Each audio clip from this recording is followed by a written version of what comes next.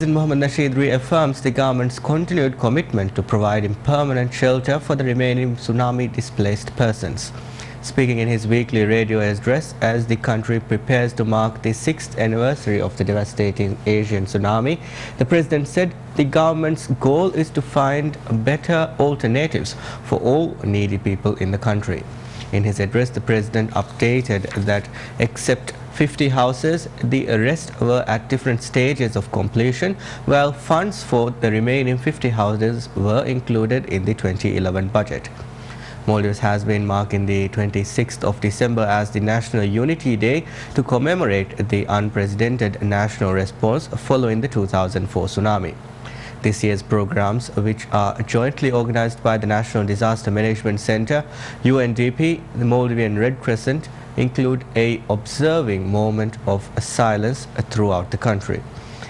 The moment of silence will take place on the streets of all inhabited islands between 9:10 a.m. and 9:20 a.m. on Sunday.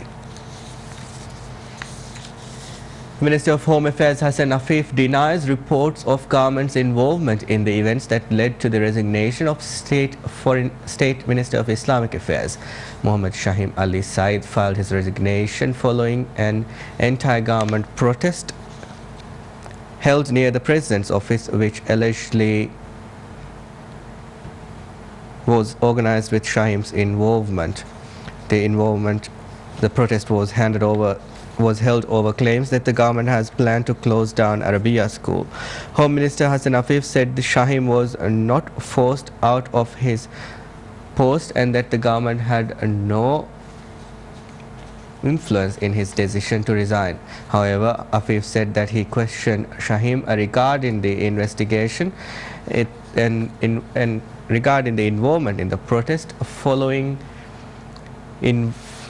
a report that the protest was organized by Shahim at the Islamic Center. According to Affif, Shahim denied having any ties to the protest. Affif added that when he called Shahim to question him about the protest, Affif was at the police office where they both later met. Affif claimed that questioning Shahim was a mandatory move he had to make as Home Minister. Affif also ruled out a likelihood of a change at the top post of the Islamic Ministry as a consequence of the recent events.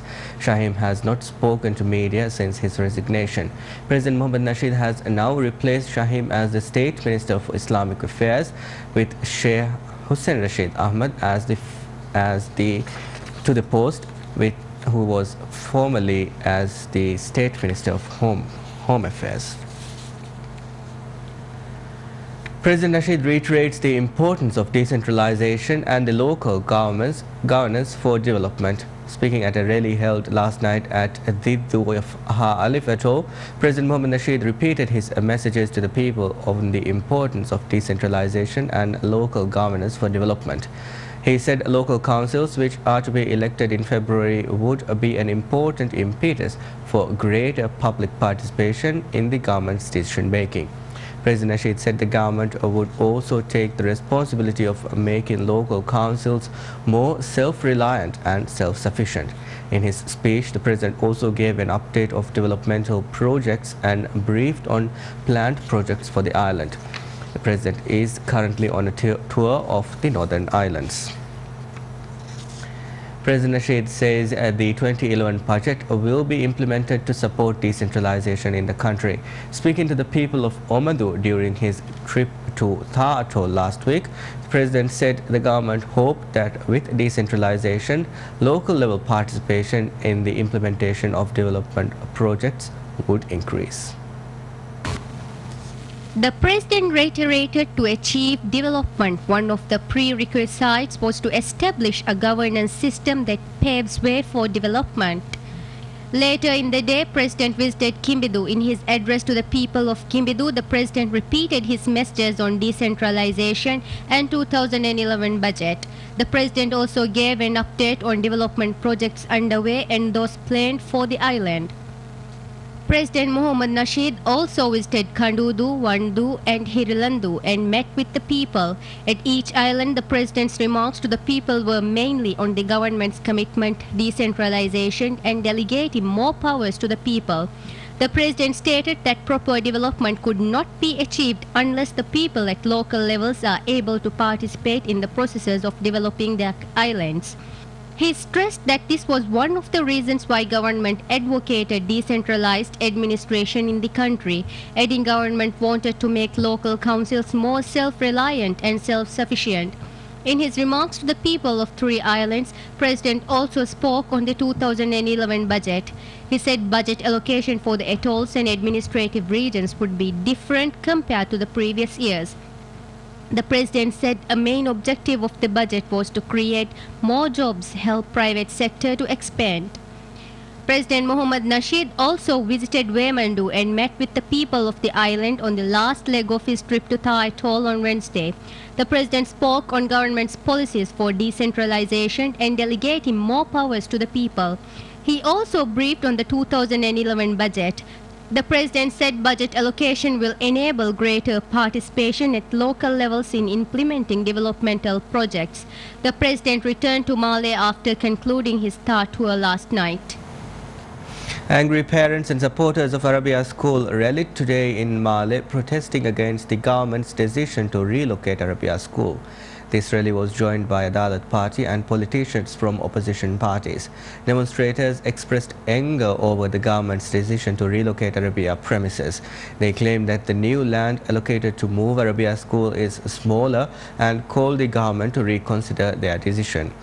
Along with the issue of Arabia School, demonstrators also raised anger at the government's policies on other religious issues.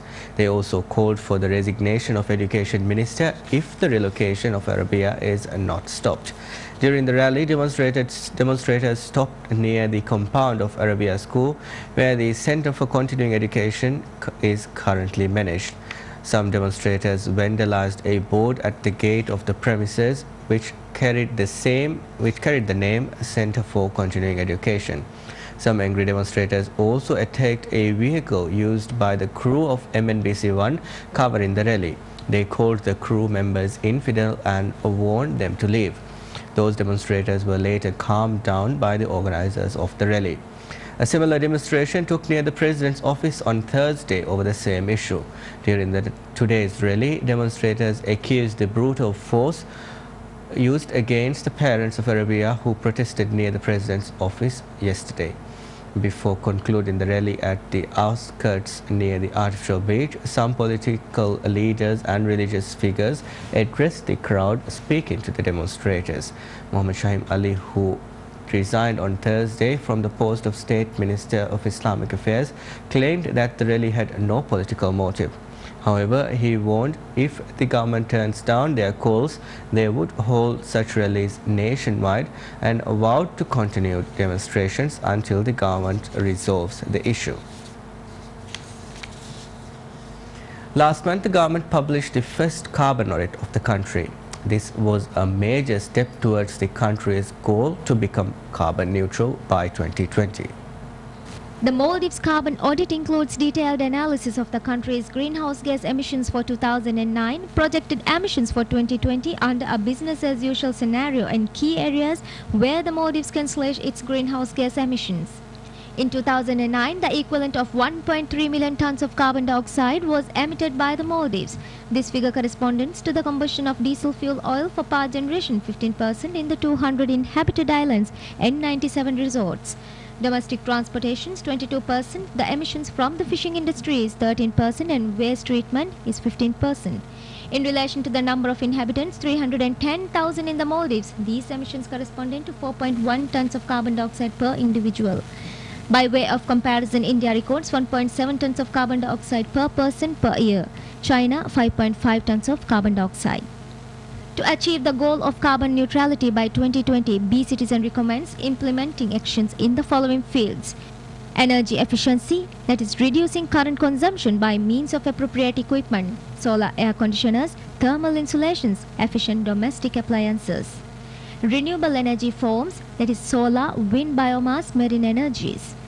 In transport, rethinking the means of land transport, development of electric public transport in Malé, cycling, and sea transport, example solar ferries. Waste recovery, biogas, compost. carbon sequestration, notably in the biomass, example mangrove. Offsetting, purchase of carbon credits resulting from projects that have a genuine positive impact on both the climate and social development. Flora Bernard, Associate Director of Be Citizen, said the audit highlights the need for a radical shift from business as usual fossil fuel-based economic development. Under a business as usual scenario, by 2020, the Maldives would consume twice as much imported oil, its emission would double, and the country would be dangerously exposed to increase in the oil price over which it has no control. The country faces challenges both domestic and international. Domestically, the carbon neutral master plan would have to be improved by its parliament, where such issues tend to get backlashed and get into political deadlocks. Internationally, Maldives can only set an example of how to move towards reducing carbon emissions. With Maldives playing a key role in the international area, Acting Minister of Foreign Affairs Mohammed Aslam recently welcomed the outcome of the 16th Conference of Parties to UNFCCC in Cancun, Mexico, as a significant step forward for international efforts to address global warming. And for international news now.